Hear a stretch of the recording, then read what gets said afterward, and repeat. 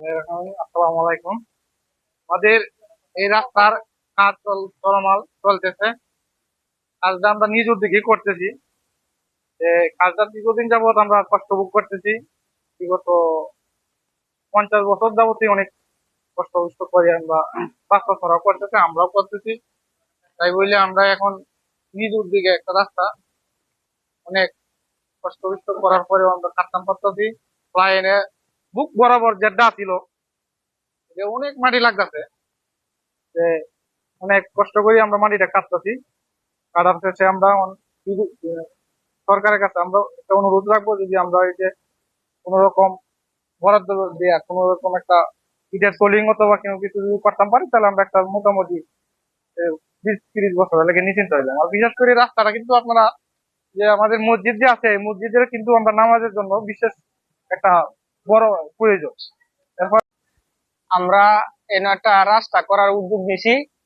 N এই রাস্তার সামনে যেটা মসজিদ আছে, এই মসজিদের মধ্যে আমরা এই যাতায়াত করার লাগিয়া আমরা মহল্লার মানুষ হাতে হাতে হাতে হাতে টাকা লইয়া আমরা এটা রাস্তাটা করতেছি। যে ব্যবসা ছাড়াও কষ্ট করছে অনেকদিন আগে থেকে, আমরাও করছি।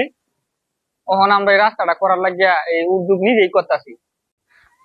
আমি এই মুহূর্তে কথা বলছি নেত্রকোনা জেলা কেন্দ্র থানা 10 নং কান্দিওড়ার কারাকান্দি 1 নং ওয়ার্ড থেকে। আমাদের একটা রাস্তা দীর্ঘদিন ধরে হচ্ছে না। এই রাস্তাটা আমরা নিজেদের উদ্যোগে আমরা রাস্তাটা নির্মাণ করেছি। বিশেষ করে আমাদের পাশে একটা মসজিদ আছে, এই মসজিদের স্বার্থে আমাদের রাস্তাটা দরকার।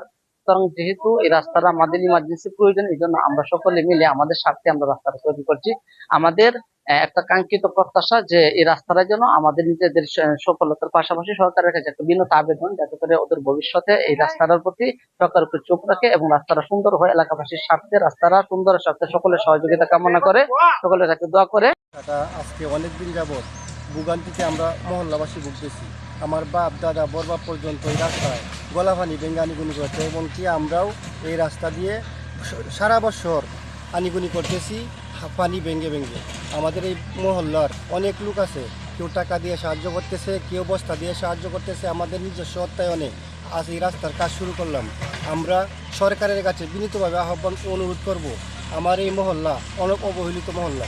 এই মসজিদে প্রায় 1 থেকে 150 মুসল্লি আসে, সবাই এই রাস্তা দিয়ে আনিগুনি করতে হয়। আমার এই মহল্লার জন্য এই রাস্তা যাতে পাকাকরণ হয়, আমি সরকারের কাছে জোরালো আবেদন রাখছি।